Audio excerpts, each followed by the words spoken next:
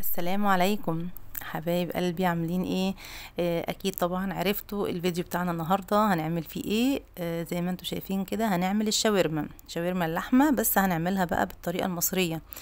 عملنا كتير قبل كده شاورما التركي والسوري، وعملنا انواع كتير من الشاورما، بس النهارده هنعملها بقى بطريقتنا المصريه اللي احنا بناكلها فعلا في المطاعم، وعايزين نوصل لدرجه الطعم اللي احنا بناكله في المطعم. ان شاء الله هقول لكم على بعض التكات كده النهارده في الفيديو عشان نوصل لنفس الدرجه ونفس الطعم واحلى كمان.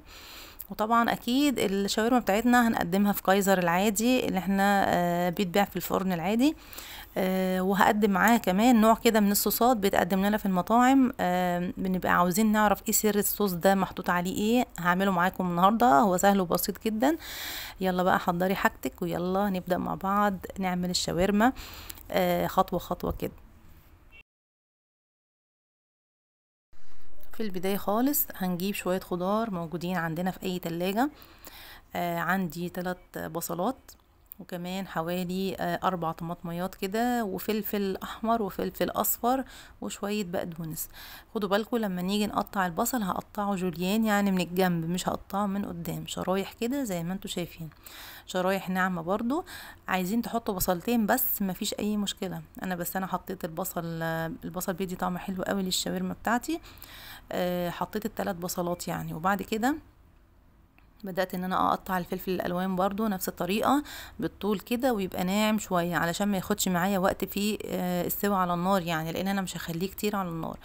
بالنسبة بقى للطماطم، بصوا انا بشيل القلب اللي جوه، انا عايزة اللحم بس اللي بره علشان برضو ما يعمليش صوص زيادة في الشاورما بتاعتي. اهو بشيل القلب اللي جوه اللي فيه البذر ده، واخد بس اللحم اللي بره. ونلم بقى شويه البقدونس كده على بعض كويس قوي ونقطعهم، يعني البقدونس بتاعي ما يكونش ناعم قوي ولا خشن ولا يعني كبير قوي، لا يكون وسط. بعد كده عندي بقى اللحمه بتاعتي. بصوا انا جايبه لحمه من قطعيه يعني ناعمه جدا، تنفع طبعا للشاورما وتستوي بسرعه معايا على النار. هي من قطعيه الستيك، زي الستيك كده، بتبقى من عرق الفليتو. كنت جايبه وقطعتها شرايح كده، وبدات ان انا اقطعها بقى. بصوا بقطعها بالطول كده زي تقطيعه الشاورما العاديه، وبشيل طبعا اي دهون بتقابلني وانا بقطع الشاورما بتاعتي. كده خلاص خلصت كل الكميه. تعالوا بقى نعمل تتبيله الشاورما. عندي نص كوبايه من ميه البصل، ونص كوبايه من زيت الزيتون، وعندي ليمونه كده معصوره حطيتها، ومعلقه من السكر، وكمان نص معلقة من الفلفل الأسمر، وكمان نص معلقة من الملح، يعني ممكن نقلل الملح شوية، ونص معلقة من البصل البودر والثوم البودر،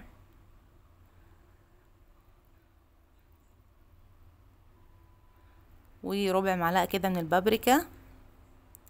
انا بقول لكم البهارات اهي واحده واحده علشان تبداي تكتبي معايا. نص معلقه من الكمون، نص معلقه او ربع معلقه من القرفه كده، والكركم برضو نص معلقه، وفي الاخر معلقه صغيره من الزعتر. بعد كده بنقلب كل المكونات مع بعض كده عشان طبعا الملح والسكر يدوبوا معايا. بعد كده هنجيب بقى اللحمه اللي احنا قطعناها ونبدأ ان احنا نتبلها. عايزة اقول لكم على حاجة، التتبيلة لازم اللحمة تقعد في التتبيلة مش اقل من 2 ساعة، وياريت لو بيتناها تبقى حلوة جدا. تعالوا بقى على بال ما اللحمة تتبل معانا في التلاجة كده نعمل الصوص اللي انا قلت لكم عليه. في البداية خالص عندي الكاتشب، وعندي كمان مستردة ومايونيز. حطيت كده حوالي 5 معالق من الكاتشب كده، والمايونيز هبدأ ان انا افتحه برضو واحط منه كده يعني برضو حوالي 3 معالق منه، وكمان المستردة حطيت منها حوالي برضو معلقتين.